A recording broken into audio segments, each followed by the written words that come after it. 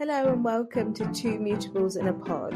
This podcast weaves our life experience with our love for astrology, alternative healing and Black culture. My name is Mimi. And my name is Emily, and we are your hosts. And welcome to the Two Mutables in a Pod podcast. Hello, and welcome to episode 6. Today's episode is all about Mother in the Spirit with Mimi Makina. And in honor of Mother's Day, this episode seeks to shine a light on Mimi's personal story and explores some of the ways Mimi has been tending to her own garden. In her private practice and online, Mimi has been vocal about her mother wound, and this is a wound that we both share in common. For many of us who live without the warmth and the embrace of maternal love, on celebratory days like Mother's Days, these days can feel both isolating and uncomfortable. But in shining a light on Mimi's personal story, we hope to empower our listeners and help them release the unspoken shame that comes from living with this wound.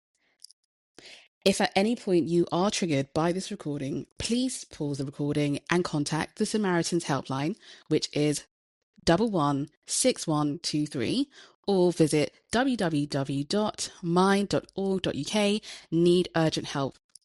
So, I just want to preface this conversation by stating that this is the first time that I think in a more formalized way we are doing something like this. You know, we have had guests on the episode and on the pod before, but we've never really interviewed one another.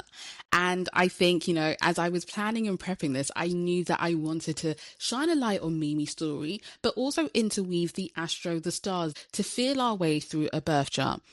Now, this analysis will be taking place using the whole sign system. So, you know, if you are familiar with that system, yay. And if you're not, I mean, please sit in for the ride. And, you know, hopefully the way that I explain some of these placements and aspects will make sense to you. And without further ado, I would love for Mimi to introduce herself, or should I say reintroduce herself to our listeners, and tell us a bit more about yourself and who Mimi Makina really is. I had no idea what I was coming into for this episode recording. And for about a minute, I was like racking my brains thinking, oh my God, Mother's Day is coming up. When is Mother's Day? And then feeling the mini guilt and the mini shame of, I don't know when Mother's Day is. So that really threw me. But I'm Mimi. Who am I? I'm going to start off by saying I am a mum to a beautiful boy, a beautiful 3-year-old who keeps me active and on my toes. Expecting another baby very soon. And I am always in service. I think that is my tagline at the minute. I am always in some sort of service capacity.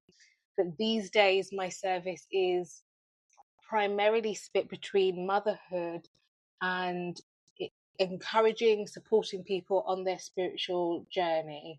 So yeah, I think I will leave it at that. I normally have like a long list of things that I say that I do, but in this season of life, I'm sticking to 2. That's it. I love that.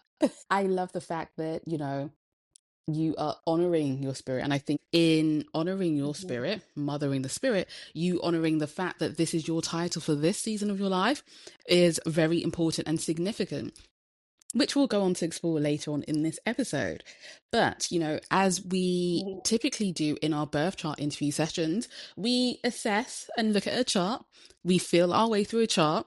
We pick out key aspects, elements, or themes that really stand out to us. And I think, you know, one of the things that really got me geeked up and excited to talk about the area of assisted healing, which supports your physical and spiritual vessel. Now, in our private conversations, we have often spoken about how the energy of Sagittarius often frequents you through the people who you meet, who you cross paths with, who have personal placements in this sign.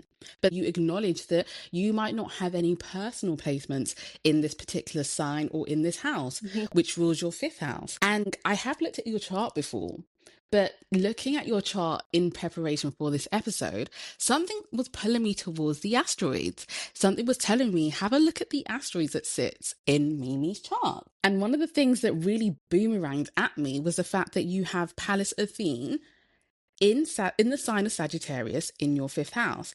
Now, I'm just going to do a brief overview of what Pallas Athene is. We've also spoken about how sometimes some of these asteroids, these sensitive parts of the chart, like the vertex, like the IC, are sometimes overlooked in astrological analysis.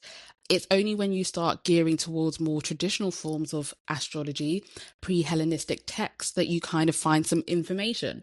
But in The Asteroid Goddess, which is a book written by Demetra George and Douglas Bloch, hopefully I'm not butchering their names, Pallas is a Greek goddess. Pallas Athene, should I say, is the goddess of wisdom and justice, the patroness of the arts and the protectress of the state. She is somebody who is the goddess of wisdom. She is the goddess of the arts and the values of art. She also symbolizes healing. She symbolizes justice and protection of knowledge, political activism, and also excellence in the professional world. And I think, when you have your natal Pallas Athene in the sign of Sagittarius, stationed at 27 degrees in your fifth house, to me, this screams the wise healer and the custodian of sacred knowledge. The fifth house to me speaks to the house of creation, to that which we birth. It's the house in which we can experience joys, but also the pleasures of life that arise from our creations.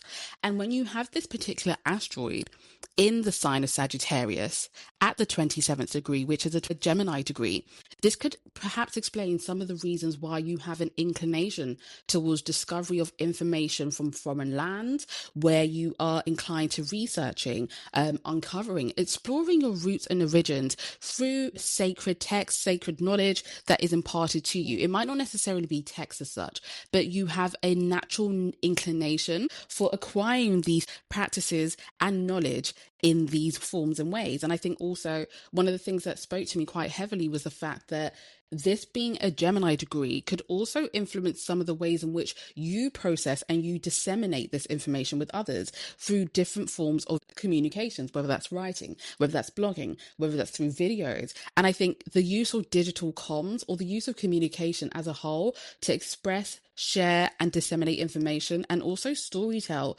some of this sacred information, really felt healing. And when I think about Pallas Athene, I think about the ways in which we can heal ourselves but also heal others.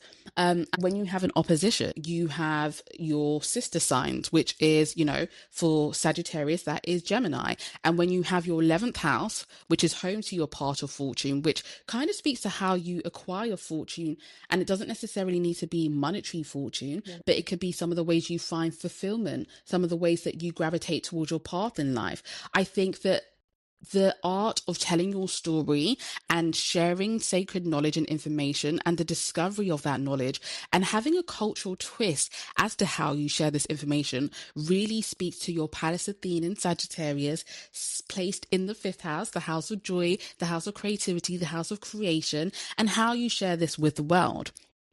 And I think it's also quite interesting that Jupiter rules your fifth house, because that is the home to Sagittarius. And I think you having your Jupiter natally in Virgo, which is also ruled by Mercury, speaks to some of the ways that I think storytelling, expression, sharing information is just innately embedded within your chart.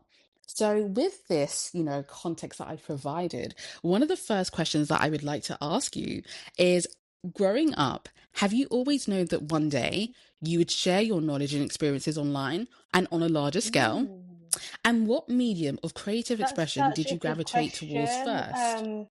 first? Also, I want to say I always love when you bring in the asteroids, because it helps to kind of bring a more zoomed in perspective, I think, to someone's chart. And I love the extra layer and the language that provides. So thank you. And also, I was like, oh my gosh, like I Mm-hmm. was writing things down, because it makes so much sense for me how much pleasure and how much enjoyment I get from being able to share knowledge, being able to be in that kind of like healer, quote healer position, and being able to just expand with people in that way. Like it fits me to a T. For anyone who says astrology isn't real, it very much is real and describes me. Mm-hmm. Your first question was, did I always think that I would share this like publicly, or like on social media. I didn't know what social media was. I don't think it existed. I don't think it existed when I was growing up.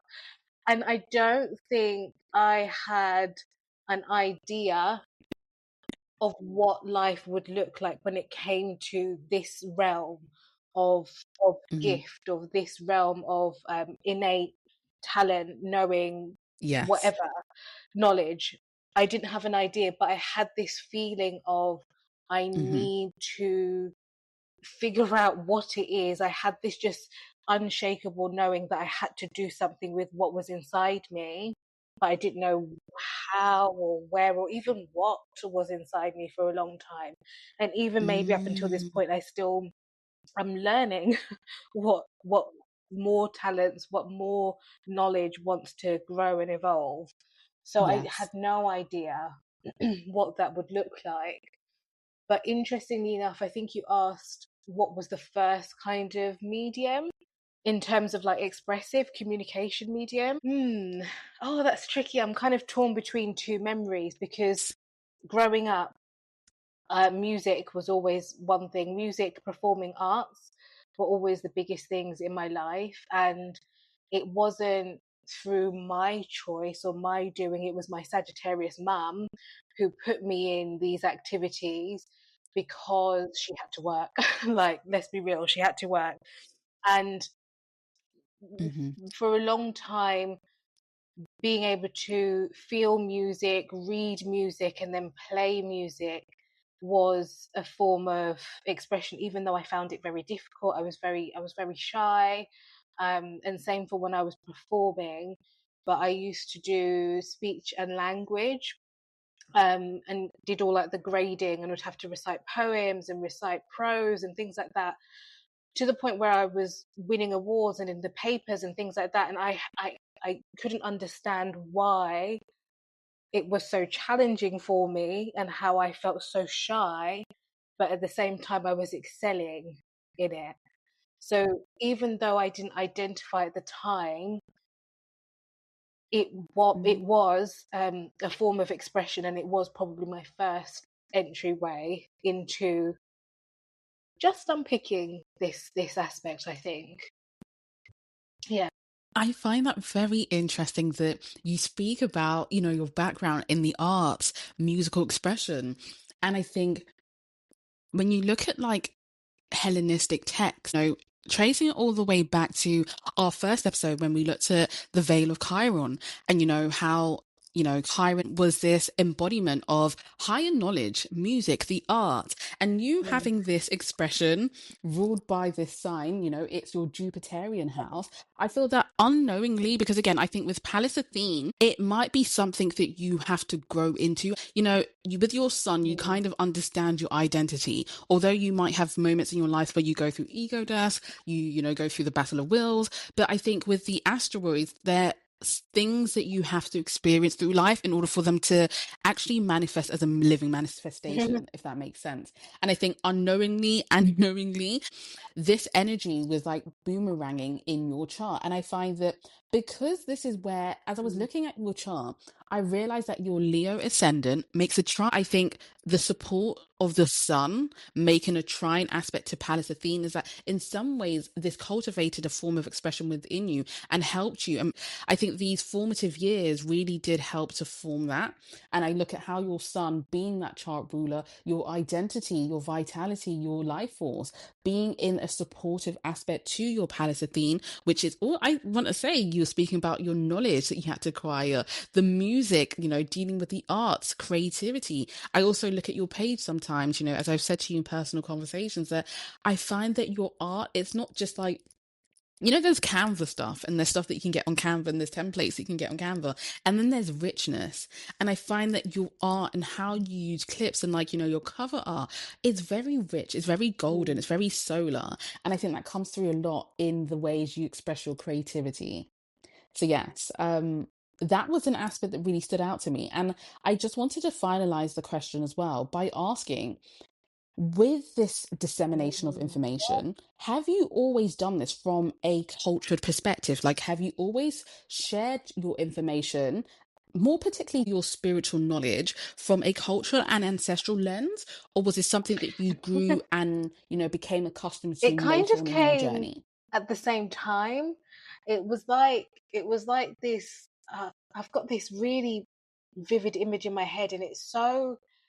I often say to people, like in readings, I'm so sorry for the way that this comes out because it sounds really graphic, but all I'm seeing is like a train and just like another train going full speed ahead towards another train, and just that crash, that impact happening. That is literally how it was for me when I entered into the realms of spirituality, when I started to try to formalize spirituality, because there was always something, I just didn't know what it was, always kind of feeling guided and led and intuitive about things. Yes. But once I started to formalize and learn about spirituality, so when I first got my first deck, for example, and then when I first did my first course, the acquisition of knowledge clashed with the cultural framework that was being downloaded into my brain. And it felt so rapid that I was like, whoa, I'm having to learn two schools of thought at the same time and try and figure out where I sit in the middle. So it didn't, one didn't come first. It kind of like hit and it combusted at the same time. And I'm using quite strong language because that's how it felt. I felt like I had no choice. It was like, it was an awakening, a death and an awakening at the same time. So in some ways, maybe the answer is yes, because I only started to speak about my beliefs, my practices, once I understood it and got comfortable with it, I guess. And then once I had practiced it and it felt more embedded. So by the time I came more public, became more public with it, I guess at that point, it would have seemed like there was always that cultural framework that was wrapped in my spirituality. But to me, it was very much a work in progress that felt like a clash at times. Find it very interesting. Like, how you spoke about the imagery and the choice of words that you use and combustion, given that your chart ruler, the planet that Quite rules your chart is the sun. And it is possible for the sun to combust, when there is a lot of activity going on and almost being thrusted upon. Because like you said, that impact, you're not given a choice. This is something that was impactly, I want to say, entrusted and entrusted upon you. And that's why I speak about you being the custodian of sacred knowledge, because when you look at Pallas Athene, she was a guardian of sacred knowledge. She did, I want to say it's safeguard or guard keep. I don't know what the best word to use, but somebody who with their utmost power, strength and valor really defends the knowledge that, not everyone has access to. And I think, as you're saying, having two school of thoughts, you're going through a vocational path, but then your ancestors imparting that cultural knowledge within you and having to find and figure out where you stand between the two is something that is a very personalized journey. But I think it's also, when I think about the formation years and who you are, where you are right now and how strong you stand for what you stand for. I have to add to that I didn't seek it out. Like I didn't say, oh, I want to connect to this and I want to find out more about my culture, my heritage. It came to me, and then at the same time, there there were people consulting with family members who were then drawing me out, who then had to gain access to me via my father to say, this one needs to do XYZ. It's not you guys, it's this one over there in England with the glasses. She's the one that needs to go and download all of this information. So I had no choice in the matter. But I wanted to say that because people often ask me, where did you learn this? How did you learn this? How do you know? And I can't give an answer, and I will never give an answer because none of it's textbook. Sorry. We have spoken about this in a few episodes where people are decolonizing their minds. However, when you look at the fact that a lot of us have gone through the schooling methods or schooling processes where colonialization and the colonial masters way of educating us comes through textbooks, academic texts. When we decolonize our minds and we shift away from these ways of learning, you'll realize that in the indigenous ways, the ways that our ancestors learned, it wasn't through textbooks, it wasn't through, yes, there might have been scribes, yes, there might have been people who might have written certain things down, but a lot of it is through oration, through knowledge being passed down, or as you said, knowledge being chosen to be given to a particular individual who was then to pass down these customs, practices, and traditions. So I think that, one thing that I see throughout your chart, as I'll go into a bit later on, is how culture really informs you. And although you might not have any personal placements in the sign of Sagittarius, you do have this asteroid which is unknowingly supporting you. And when it makes an aspect to your first house, which is the house of the self, the house of your identity, I think of the solar expression of your Leo ascendant being at 27 degrees. You know how you said public, like I think you unknowingly was always, or always have been destined, should I say, to share and disseminate this knowledge and information in a public way to reach others who might not necessarily have the gift or foresight that you have. And I think seeing that connection and hearing what you've shared, it really does, it warms my heart to know that this asteroid is very much alive and kicking within your fifth house. So I would love to move on to the next part, which is still an embodiment of, the assisted healing through your physical and spiritual vessel. But here I'm looking at how divination truly supports your physical vessel and is a medium for you to express that which is within. And, there are an array of aspects that were screaming at me as I was looking at your chart. But one thing that really stood out to me the most was your Pluto in Scorpio, placed in the fourth house, making a receptive trine to your natal Mercury in Pisces in the eighth house. And when I think about the elements, these are water signs. And, traditionally in the house system as well, these are the water houses that you would have, your fourth, your eighth, and your 12th. And I think the fact that you have Pluto, Neptune, and Jupiter, both modern and traditional rulers, ruling your mercurial sign could suggest an inclination towards research. I kept hearing this thing of wanting to do like psychology, the psych, researching the deeper things beyond the surface. It could also speak to some of the ways that you pursue spirituality, creativity, the art, therapeutic and holistic practices. But it also, to me, when you have these two planets meeting in such a positive way, giving you the support that is needed, I find that you are here to release that which is within, the heavier things, the things and the tools, the healing tools, should I say, and modalities to support the release of tension within the body. And, like I said, these are both water sign, Scorpio being a water sign and Pisces being a water sign. I think these elements are helping you to do the transformative work that you do. And because water is boundless, water can retreat very quickly and also go back in very quickly. The tide comes in very fast and goes back really fast. You might have droughts and you might not have droughts. You can have tsunamis. There's variations in the water cycle. And I think because water is fluid, there's not necessarily a boundary as such. Like, it's very fluid. The lines are blurred and there's a lot of fluidity that's going on here. And I find that, this is perhaps why you're able to communicate with the realms that are not in the physical. You are able to, you possess mediumship abilities and gifts that allow you to communicate with realms that are not seen. And I think a lot of what you do in the healing work is here to uncover, having Pluto again ruling the underworld, but also speaking to the ways in which we seek the truth, the ways in which we investigate, the ways in which we deconstruct, rebuild, the ways in which we feel, we are taken down only to be stripped bare, to be built up again. And I think a lot of what you do, and you speak about the inheritance of this information, that's something that I had written down, that, I feel that this uncovering, unraveling is really ancestral. It's something that was imparted upon you, but also something that you're used to help and heal others through these gifts.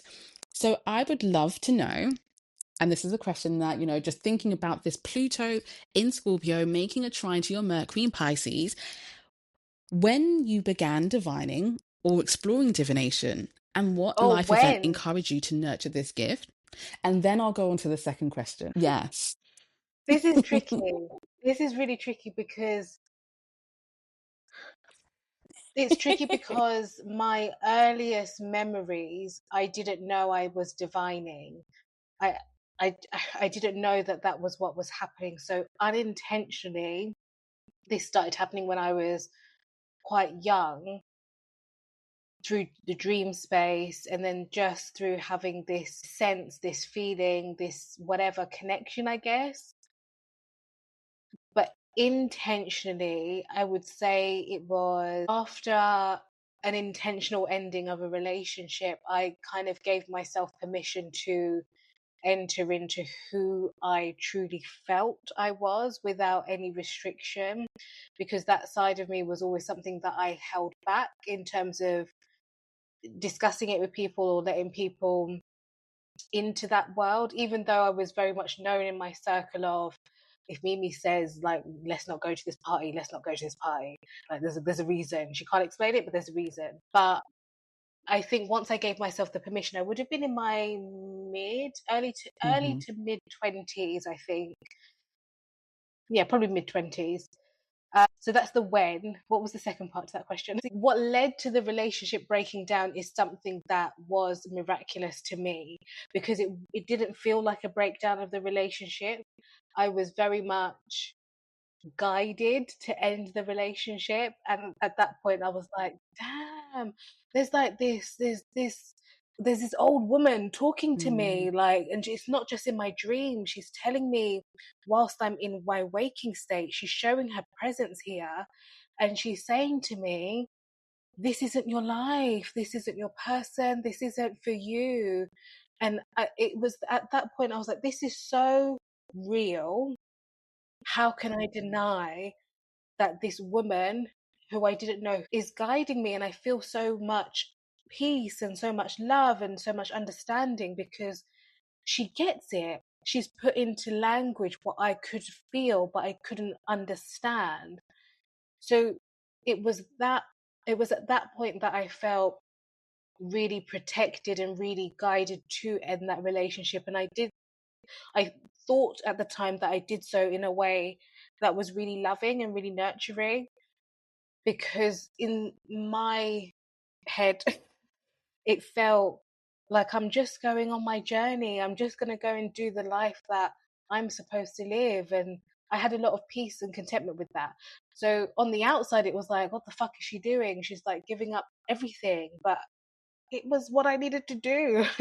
So it was a very big event, big spiritually for me, if that makes sense. Everyone was focused on the physical ramifications, but for me, I was like, no, but this is me, and this is what I need to do, and this woman, whoever this woman is, I trust her. I find it so crazy, again, like when people are a living expression of their birth charts, because you just saying that I need to go on my journey, I need to find my path, that's very much Jupiter speaking. I think that's very much your eighth house sun, which we'll come on to a bit later on, but your soul feeling like, no, there is more that your journey needs to go through. And then also you receiving those downloads. And again, that's why I think about your Mercury and Pisces, like the boundaries are boundless. You are able to transcend the realms that, some of us might be fearful for.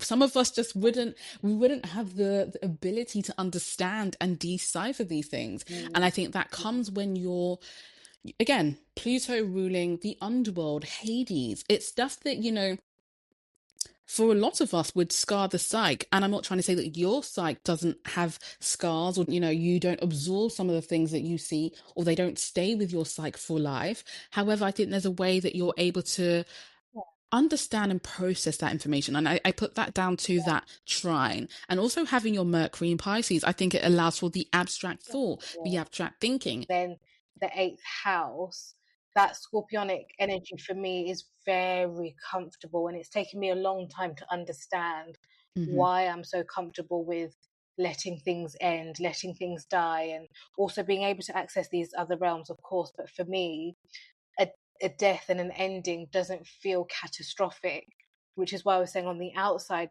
everyone else was like, she's like destroying her life. But for me, I was like, no, this is the beginning of life, and I don't know what it is, but like, yay, let's go and do it. Yes. And I just don't I don't feel that heaviness with a Yes. death, because I see the potential for rebirth more than I mourn death. And I do put that down to the that trine that you mentioned, and it both having that scorpionic or plutonic energy, for sure. Yes, and I love that you are touching on the conversational death, because that's something that we will revisit a bit later on in this conversation. But you mentioning that it's something that you have had to become comfortable with, something that you've had to own, and something that you've realized that you have the plutonic mark in your chart. And as I will go on to explain a bit later on, there are people who, in this lifetime, baby, Pluto's touch on them means that they're here to transcend some of the things Mm. that, some of us don't have I'm going to say the courage to even discuss. And I think it's quite interesting how Pluto's mark has literally marked itself in your chart. But just to round up this part of the discussion, I would like to know if there's a particular divination practice that you feel most drawn to, and how does this practice support your physical and spiritual vessel? This is really hard for me, because I've noticed it doesn't matter what tool, what approach or strategy I'm using, the way that I receive information is the same. And I have been I have been getting told off by my guides Mhm. for probably years to drop the tools and to stop hiding behind the tools. And I just haven't crossed that bridge yet. So that's my honest answer. However, I love tarot, but it's more, I don't know what it is about it. I think it's more Yes. just it's the response that I see from people when they're like, "Oh my god, the cards just fly out," and I'm like, "Yeah, like whatever's meant for you is just gonna come out." Like there is a bit of fun that I think the imagery can bring to the Yes. table when it comes to tarot. Not that the practice of tarot is something I don't view as entertainment, but there is joy in seeing the different types of art, the way that different curators Mhm. create decks. I very much admire the beauty of tarot and oracle. However, like I said, the information still comes however it's going to come, and I can't control whether it comes through me seeing, hearing, feeling, whatever. It's a combination. So I think that kind of answers it, but doesn't Mhm. answer it. I think it answers it, but then I think you've also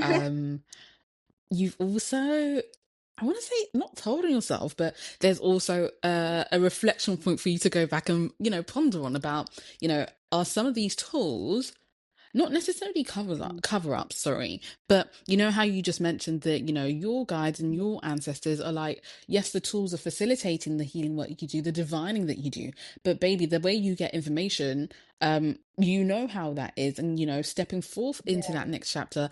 But I think it's quite interesting how you've also spoken about the beauty and the artwork. But I admire the way that you are able to give, even when you give me personal readings, I'm like, damn, like, and just I know how you appreciate the art. And that's why I say that even this trilingual chart, it allows for the appreciation of art, it allows for the appreciation of literature, of analysis, it allows for the appreciation of Mhm. creativity. And I like the fact that you are quite intentional with the types of decks that you use, the type of artwork that that reflects your culture, heritage, background, your people. So yes, thank you very much for answering that. Was there anything else that you wanted to add? Or can I go to the next section? I mean, it's so funny how when you gave your introduction, you introduced yourself as a mother to your son and to, your daughter that's about to come to this world. And I think one of the things that I found interesting with your introduction is also how you said the service work that you do remains integral to who you are. And I think, without going into too much depth about particular placements, looking at your second house, which is Yeah. ruled by Virgo, and looking at your sixth house, which is also ruled by Capricorn, there's a mutual reception here. There is positive energy here. Um, supportive energy, should Yeah. I say. And this is because these are signs that are ruled by the earth. They are earth signs. And I find that your daily activities, practices, rituals, and the work that you do in service work is what brings you soul fulfillment and recognition. You know, I also think that seeing you as a living expression of that energy, whether it's being a holistic practitioner and all the things that you desire to be within the service world, you really do transform and heal people within. I find that this is the outlet away from repression. This is a way for expression away from suppression. And I think when, we're going to go on to this part next, but when you have come from a background where that voice has been suppressed, I think it's beautiful. Sorry, my words are escaping me today, guys. Please bear with me. I think it's beautiful to allow yourself, to allow the information to flow without restriction, to flow without doubt. And I'm not Oh, trying to say yeah. that you don't doubt some of the things that you hear, perceive, feel, or see in the spiritual work that you do. However, I do feel that this ability to receive these downloads has really Yeah. helped you cultivate a practice of trusting the energetics of your own body and the things that come to your spirit. And I think, for somebody who has had restriction with their voice, this supportive, receptive energy, like your north node to your moon, that conjunction between your north node to your moon, it's the soul recognition that is here to tell you and to own it with pride that yes, you love the service work that you do. You actually enjoy. And I think one thing that I love Mm. about you is that I know that we spoke about this, like, I don't know when this was, but it was a conversation we had, and you mentioned that no, like, I like to feel productive. And I know there can be shame that is associated or felt when you say that you like to be productive, because sometimes it can be seen that you're just trying to escape from something. And I was just saying that that desire and that need to feel productive can sometimes cause people who have this desire or an innate will to feel productive to feel ashamed for wanting to be on the go and be busy. When you have this desire to be productive, sometimes that can accompany or be accompanied with shame. And I think when people who don't understand that innate desire, um and don't have that sixth house stellium, don't have that earth energy that sits in that home, there can be sometimes a will or a tendency to downplay that. I'm not trying to say that's something that you do all the time, but I think that my point here is just that where you have this house, you've got this stellium, you've got this the Mm. cluster of energy working together to support your second house. I really feel that, and with your north node in this sign as well, making a close aspect to your moon, I think it's owning it without suppression, owning it without shame, and owning it in its right without caring about what other people say, because at the end of the day, this is what supports your physical and your spiritual vessel. And that's the point that I was trying to hone into in regards to that energy that exists between the second and the sixth house. In this season of my life where Mhm. I'm trying to think about what maternity leave is going to look like the second time around. And I was having a chat with my fellow Cat Moon sister Yes. um, about this, and I know that she gets it because of her chart. Um, and I was saying to her, when I Yes. was on maternity leave with Kai, I did go back to doing service work within like the first 3 months of his life, and that was Yes. what enabled me to feel like I can be a present and good mum, because I was in service in a way that I know was nurturing my spirit and nurturing my soul. And I'm kind of having those thoughts again of like, Mm. how can I do this in a way that, yes, I need to accommodate from going from one to two children, but also how can I do this in a way that I'm Yes. only prioritizing the things that nurture and make me feel good in terms of my service work. And I'm getting closer to figuring that out and understanding what that looks like. I do also think it's that Yes. north node sitting so closely to my moon that makes me kind of have these internal thoughts and Mm-hmm. conversations, because my partner has the exact same layout as my chart, because obviously we're both Leo risings. Yes, our planets sit differently, but he also has a cluster of Yes. energy in his sixth house.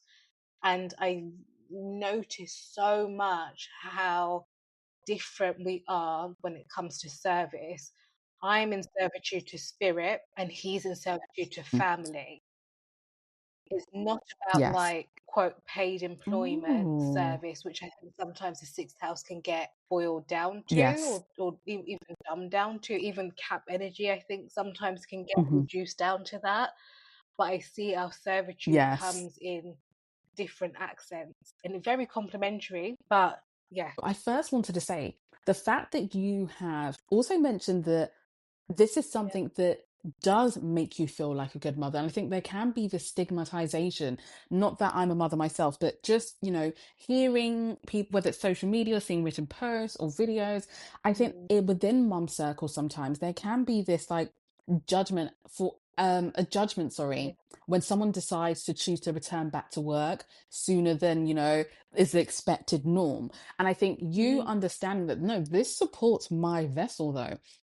And I need to choose, carefully select work that, the spiritual work that you do, the service work that you do that makes you feel whole. I think that I love the fact that you're able to have those conversations with people who understand and get it, but also people who hold you and hold space for those mm, type of conversations without projecting. And I think it's important that you own that. And that's one thing that I wanted to speak about just in brief, that north node sitting very closely to your moon, the moon being the space where we feel emotional nurture, where we feel, I think it's the comfort that comes from being fulfilled, the comfort of our souls and our needs yeah, being adhered to, but also held and embraced. And the moon being something, a sensitive point of our chart, with the north node answering to the moon and being in that mutual reception, being closely clustered together in your sixth house, I think it will be a disservice to yourself to ignore the very thing that mm, supports your physical and emotional well-being. So I think it's really interesting that you mentioned that. And I think it's also quite cool how, mm, yours is to service work, but your partner's is to family. And hopefully this gives listeners a chance and an opportunity to get to know you intimately and understand who you are. As I was looking at your chart and as we're speaking about the mother wound, one of the things that really came to me as a theme or an area to explore was mm, emotional and physical safety in the home. And when I was looking at your chart, feeding my way through your chart and just visualizing how some of these aspects would pertain to this theme and area that I want to speak about. Your Leo ascendant in a square to your Pluto and Scorpio, so that's your first house, squaring your fourth house, really spoke to this particular area about emotional safety and physical safety in the home. And it could suggest that there are experiences or you've been placed in situations which yeah, compromise your emotional and your physical safety. And when I think about the square aspect, I don't want to say it's all about conflict, but there's some sort of friction. There is some sort of conflicting that's going on between the planets. And I feel that that translation between the ascendant and your natal Pluto in Scorpio illustrates that there is some sort of tension between thy physical vessel, the body, the self, yeah, your first house and the home, the private sphere. And I think that, one of the things that kept coming back to me is that the body keeps the score. And I think with the fact that you have your son, the chart ruler, in the eighth house, it speaks to somebody who might yeah, absorb things in environments within the home much more easier or be more susceptible than the ordinary person.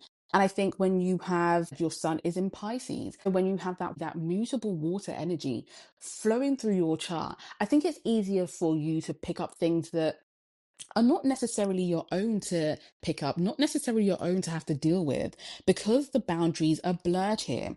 And I think the eighth house, when we look at the house of others, the house of shared resources, it doesn't necessarily mean this is all about monetary value, but shared resources mean that we enter into partnerships, into soul contracts with people who we have some sort of unfinished business with, who bind us, who tie us to these individuals.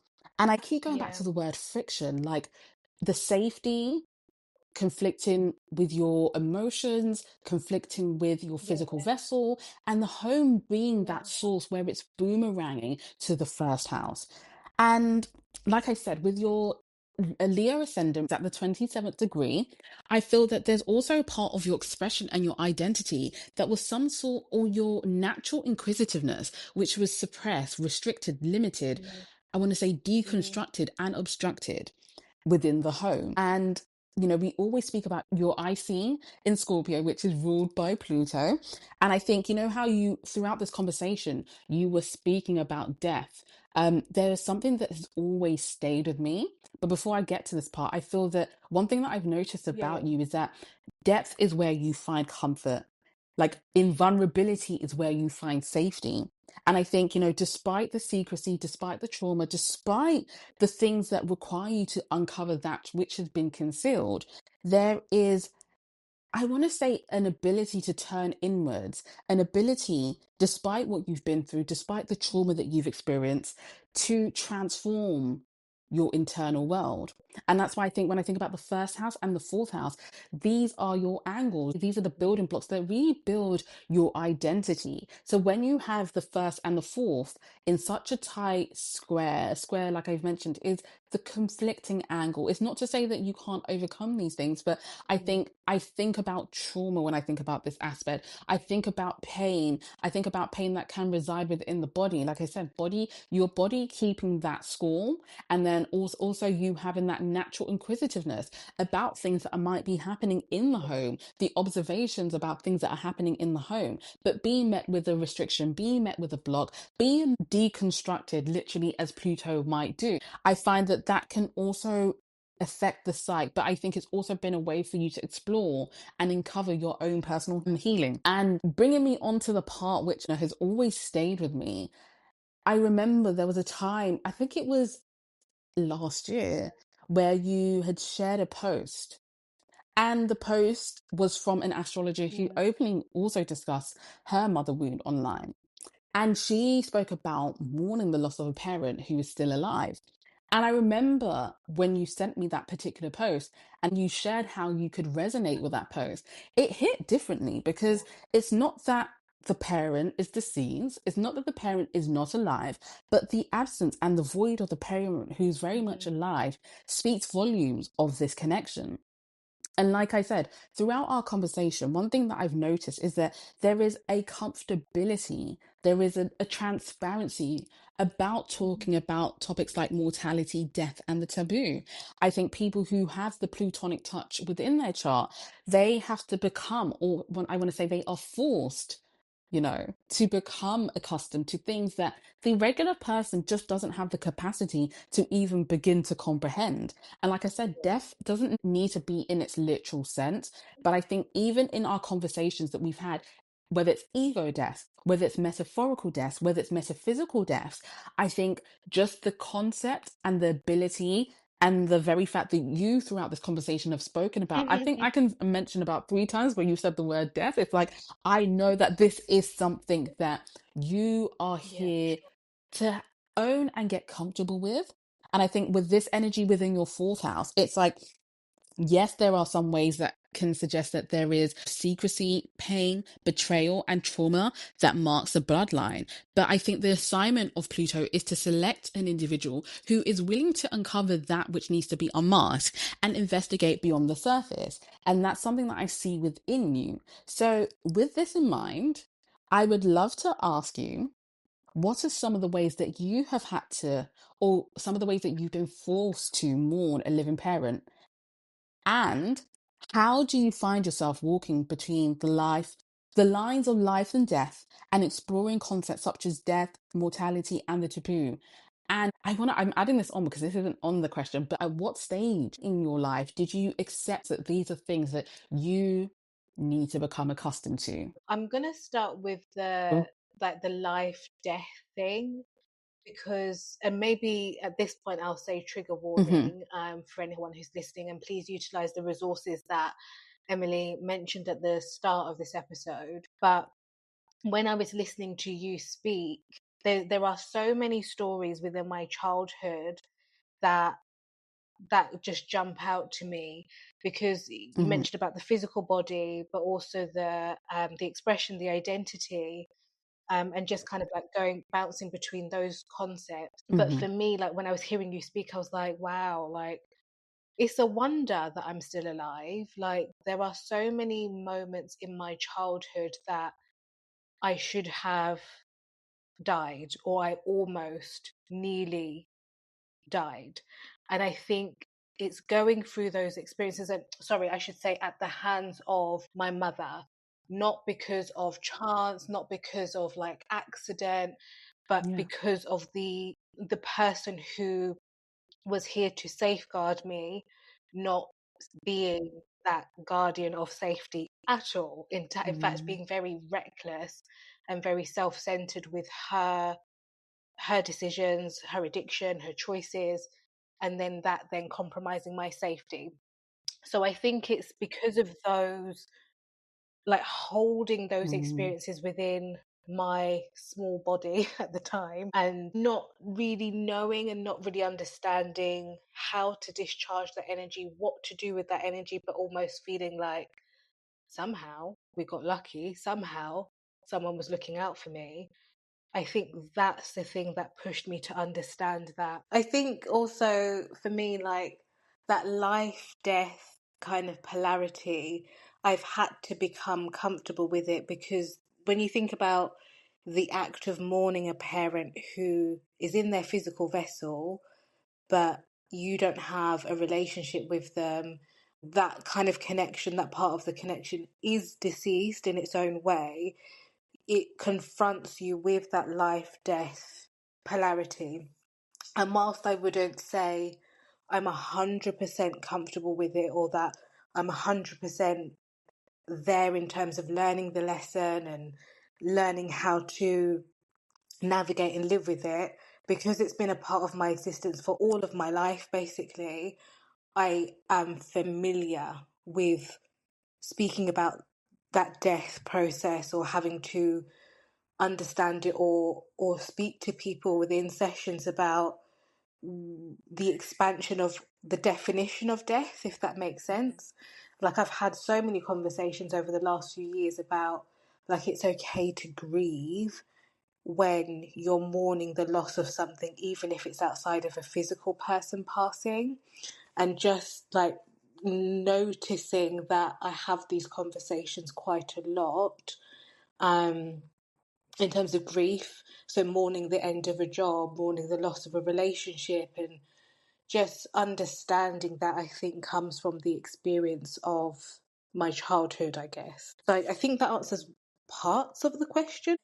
You know, when you said the word familiar, it's not that you've walked the whole journey and the length and you've acquired and you're comfortable with mourning, No. but you are familiar because it's happened throughout of your life from childhood, really. And I think, sorry to interject, just even listening to you, but then also reading out and like feeling my way through that aspect, your ascendant squaring your Pluto and Scorpio, it made me, like, I realized as I was listening to you, I was just like really emotional about that, because it's like having that emotional and physical safety stripped from your formative years when you needed that, and then still being who you are right now. And this is why I always toot your horn, because the outcomes could have been completely different. Mm, It completely different, as you mentioned, some of the things that you've had to endure, like the ordinary person wouldn't have survived it. But the mm, very fact that, given the way that your chart is, given the protection you have and the ancestors that work with you and live within you, I do understand how you are still here today. However, you know, that mourning of something, even if it's not a physical person, but just knowing that it's within close proximity, it's not like it's gone far beyond the past. And, one thing that when we speak, it's like my mother, she's gone, so she's not here, but mm, yours is physically here. And yeah. having that proximity, even though you're not close, and even if there isn't a relationship, but just knowing that this person is very much here and alive, I think that always will stay with the heart. Like, it's marked my heart. So I can only imagine that, as you mentioned, that it's not something that you've mastered, it's not something that you'll hear saying that you are 100% comfortable with.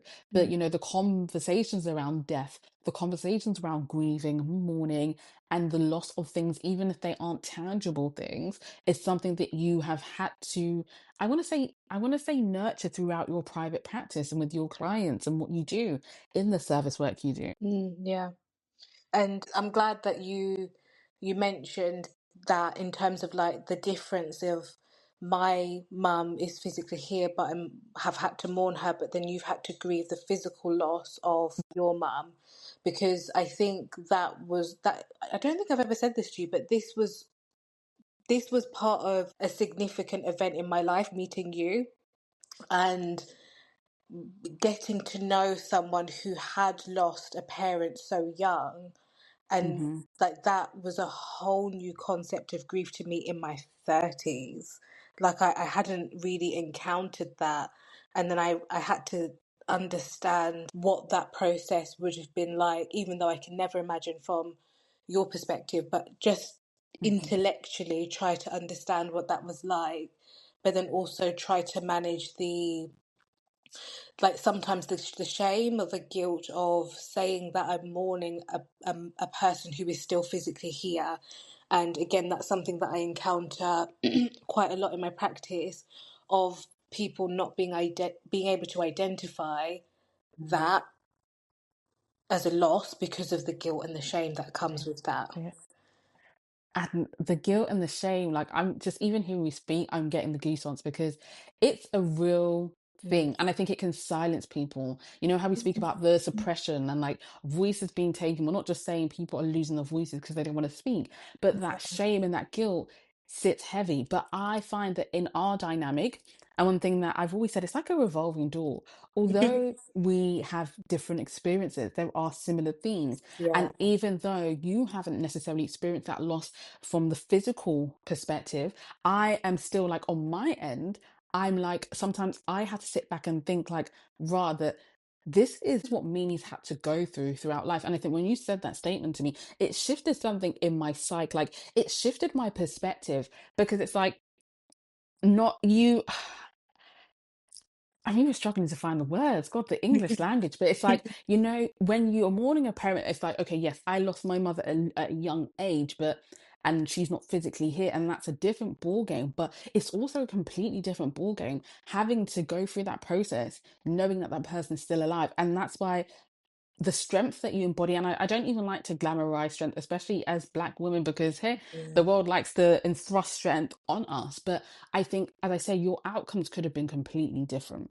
Yeah. And that's why I say you embody transformative healing. Like, if there's anything I want you to take away from this whole like birth chart interview today, is like you and your chart are a living and walking expression of transformative healing. You turn situations which would cripple people, Hmm. cripple and destabilize people, and you utilize those powers knowingly and unknowingly to Yeah. heal yourself and transform yourself. So I just want to say, from the outside looking in, I have so much respect and admiration for how you navigate your path with the mourning and the grief and the loss of a parent who's still alive. And I appreciate the very fact that you can also see that within my circumstances from a different lens. Yeah, thank you for saying that, and definitely, and I think it's so bizarre because there are so many points of our childhood, our adolescence, and then our adulthood where we can see the parallels and like see the Yes. similarities, but just the expression of it might be different, or there's Hmm. just a slight difference, but there's that meeting of uh understanding that comes from that pain and that trauma. um Yes. I also wanted to add as well, there was a point where you mentioned something, I can't remember, maybe it was linked to the safety in the house, but the other thing Yes. was the secrecy. I think you might have mentioned that, the Yes. secrecy element in the house of being the child who was experiencing an alcoholic parent, but no one knowing what was going on, or not understanding the amount of times I was in danger, and not having this lack of awareness, but I obviously was the child in danger and knew what was going Yes. on.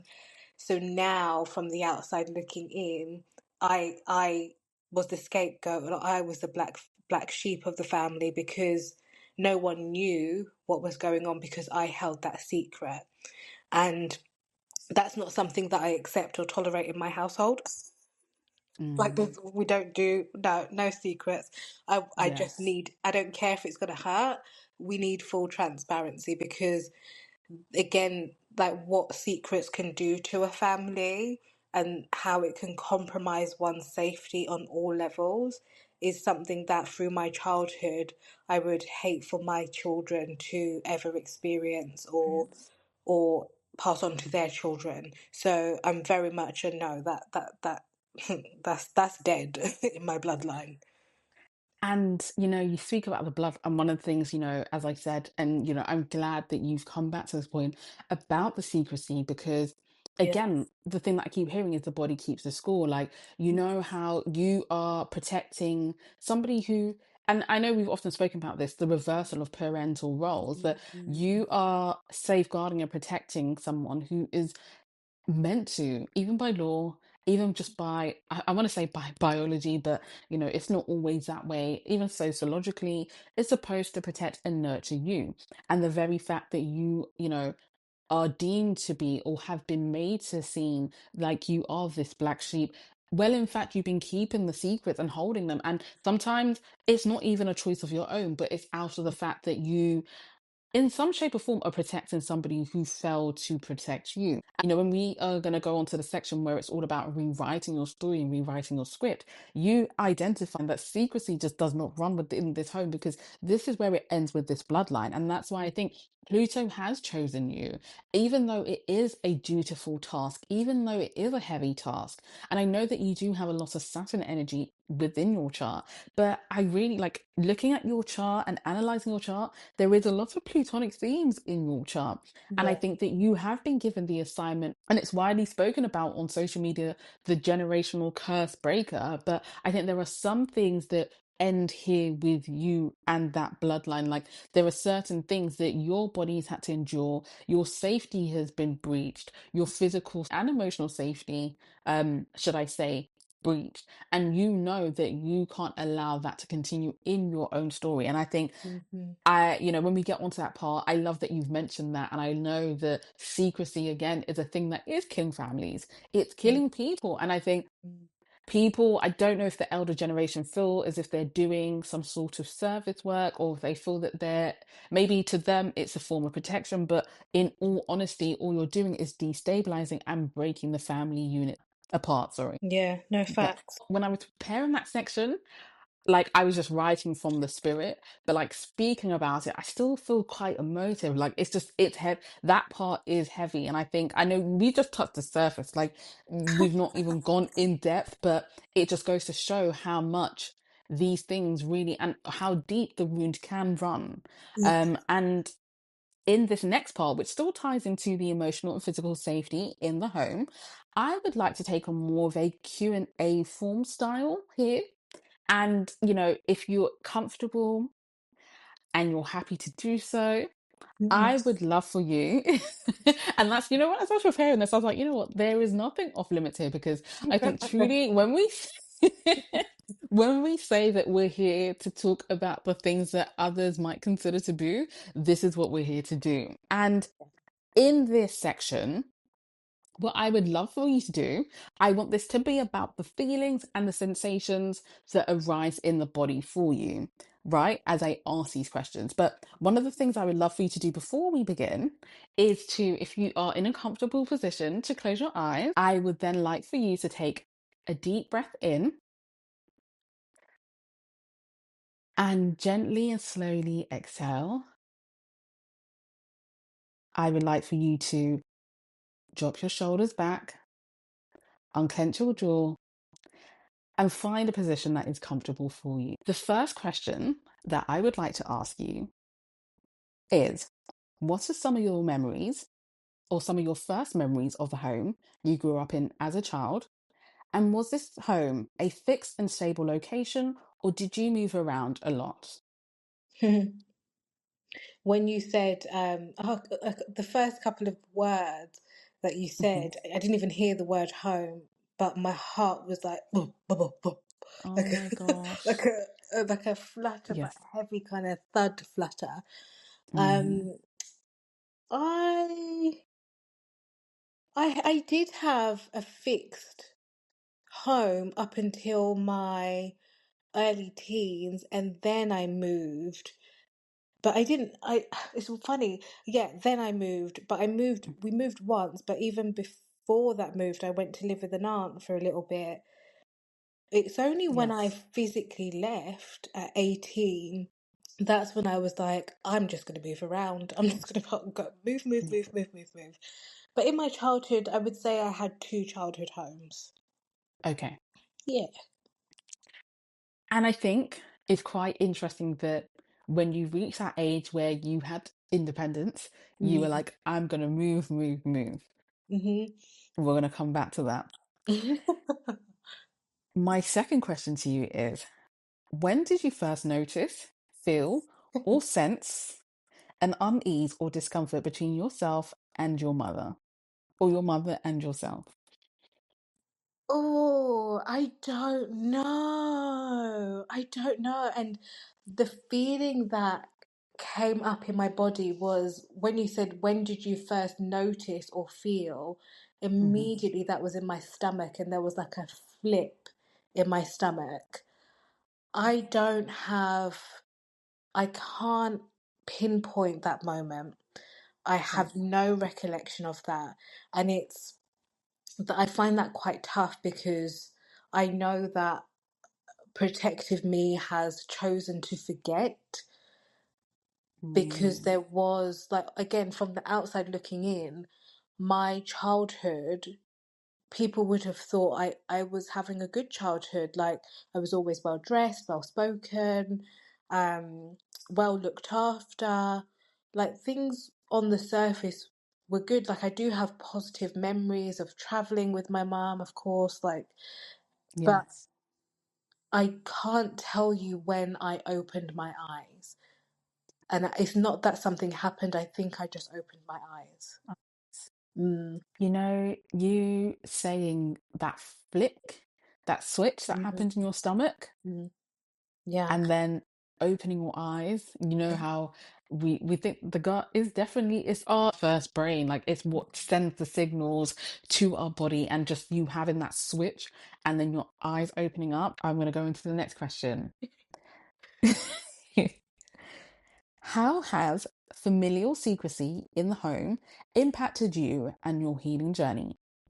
And what does it feel to navigate life with this awareness?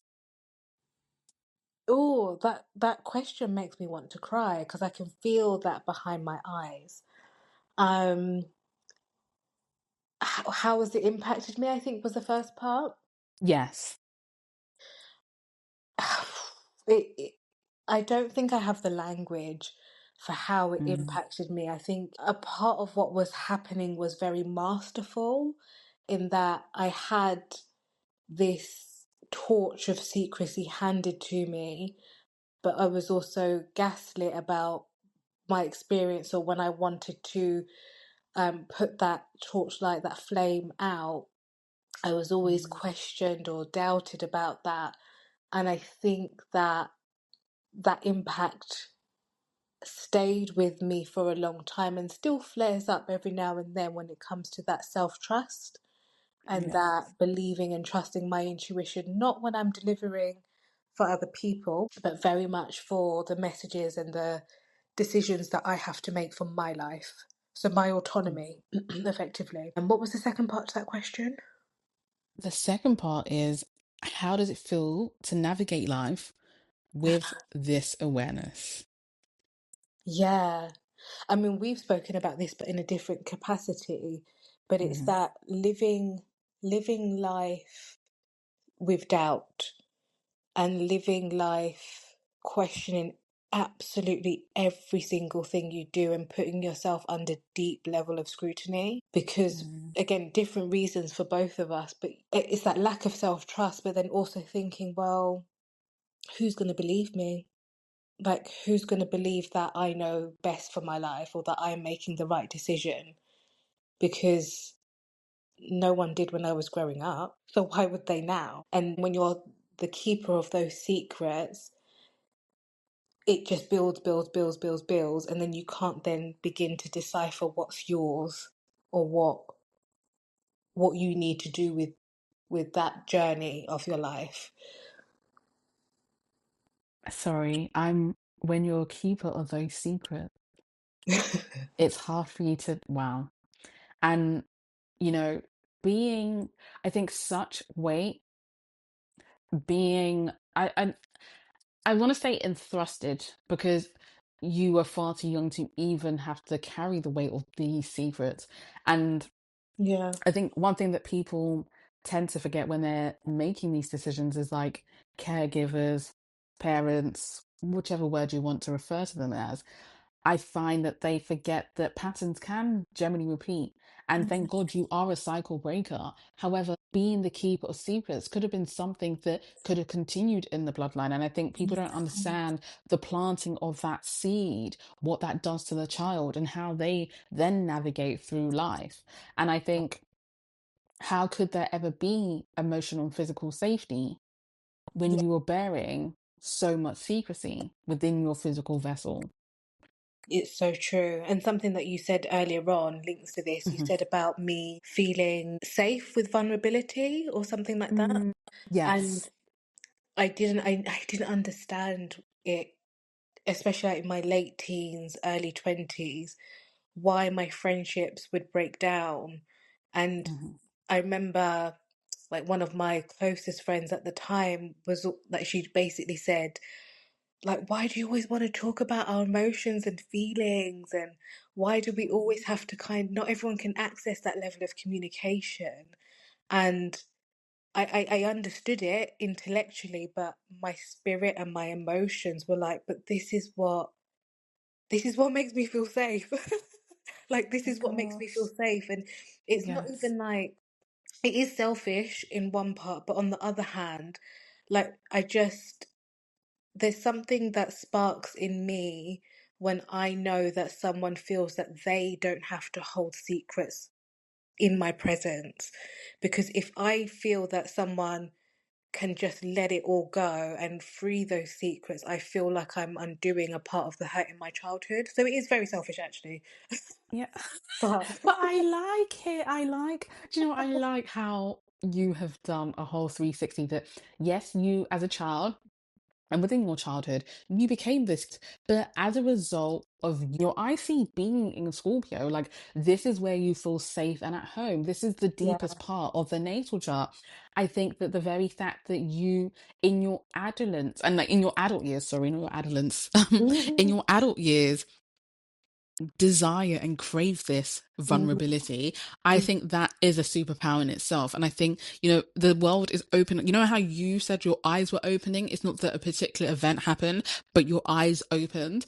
I think around the world as a collective, eyes are opening, that we can't just be superficial and surface level. We need to talk about the things that are deep within the soul. And I think it's the people like you. And I was going to say this earlier on when you were speaking about, before I got to this section, when you were explaining how speak to private clients, and, you talk about mourning, death, and, grief. And one thing that I was just coming back to, or one thing that kept coming back to me, should I say, was the word psycho. I can see why there is an inclination towards the psychotherapy field. And I Yeah. wanted to also ask that, when you do pursue this route, would you specialize within the trauma fields, or is there a particular area that you seek to specialize in as a psychotherapist? I don't think I will Hmm. ever train to be a psychotherapist. And I think I've come to a place of peace with that, because Okay. I've grown to see how much my current practice already carries that element of Hmm. healing and that therapeutic element with the training that I already have. So I'm not saying you don't have to have training full stop. I've come Yes. to a place of accepting that what I have is enough. It's more than enough. Um, and I think it's the evolution of that has enabled me to see that the people who come to me naturally already have that kind of background of trauma or Yes. that background of pain. So unintentionally, yes, I have specialized in that. And yeah, I'm just gonna say we there. I love that you're owning this. I love that you are owning this. And good on your North Node in Cap. Good on your Cap Moon for owning this. I'm just even hearing you say this. It's really affirming. I think this is the first time that I've heard you speak with confidence and like ownership. And you mentioning that the types of clients that, you cross paths with that consult you, they already come with this natural flair. Like they come with this already within their story. And I think, that just goes to show how you are creating a lane of your own within your private practice. So I'm happy for you, and that just made me smile. But I want to go back to the final question. And I really like, one thing I'm going to say, I am enjoying you describing the feelings and the sensations, the emotions that are coming up for you as I ask these questions. And I think for me, the last question that I kind of want to ask in regards to this aspect of your chart is, Mhm. when did you begin to validate your experiences and unlearn the years of gaslighting that otherwise made you question yourself and the connection that you have with your mother? And I just want to preface this. I know that you kind of basically answer this, so you don't have to go into too much depth if you don't have an answer. But yes, I this is something that I wanted to ask. feel like I have an answer for everything. Yay! um, I hope I like this. For some reason, this question, I can feel the tears coming out. Like I'm on the brink of Oh, crying because I didn't know what this conversation was going to be about today. But yesterday, I had this vivid feeling of gratitude. Again, I can't pinpoint when, but yes. if I did not discover astrology, I would still be gaslighting myself. And I am so thankful for astrology finding me because that's the tool that really helped me to see how much of my experience was written. That gave me a level of acceptance and peace beyond any of the hypnotherapy that I was doing, beyond any of the counseling that I was doing. Nothing else touched me as deeply as understanding my birth chart, and it was the portal of my moon sign that really helped me to expand deeper into, okay, what is this whole astrology thing? Yes. And it's taken me, and even now, I'm still learning. We say this all the Yes. time, like, we're still Hmm. students of astrology. We're still evolving within our understanding of many modalities and esoteric practices. But I will always be grateful that there is something out there that affirms my reality, my experiences, and my existence. Yeah, I had that thought yesterday. And I was Yes. like, oh my God, like I feel so happy. Like, thank God I Yes. have access to this. Hmm. Because otherwise, I would still be a shell of myself. I would still think I was this little shy, um, introverted person. Hmm. I wouldn't be the person that I am today. And you speak about the validation of your experiences and the very fact that, with the whole topic that this centers on, which is, mothering the spirit even with your mother wound, and the very fact that you have seen through the portal of your moon, which I remember you speaking about in our introduction episode, that it was through this entry point that you began to discover and explore your understanding of the stars. And I think that, hearing the confirmation, hearing the resonance of some of these aspects and how the manifestation of this energy, because a lot of the planetary activity that happens in a birth chart or a natal chart, whichever term you want to term it, is all about the manifestation of a particular energy coming forth and you being that expression of that particular aspect, that particular energy. And I think there are certain points in your life where you might experience a heightening of a particular aspect versus when you might not experience that heightened energy. You're not being gaslighted, you're not being made to feel that what you experienced was delusional or untrue. Like, there are parts of your charts, there are aspects and planets that really speak to some of your experiences. And for me, that is the beauty of astrology, to understand Mm. human behavior, but also the ways in which we navigate through life. And I think when people open up their minds and their hearts to this study, because it is a study, as you mentioned, we never stop learning. I mean, I'm forever saying to Mimi that I feel like I don't know enough because there's always so much more to learn.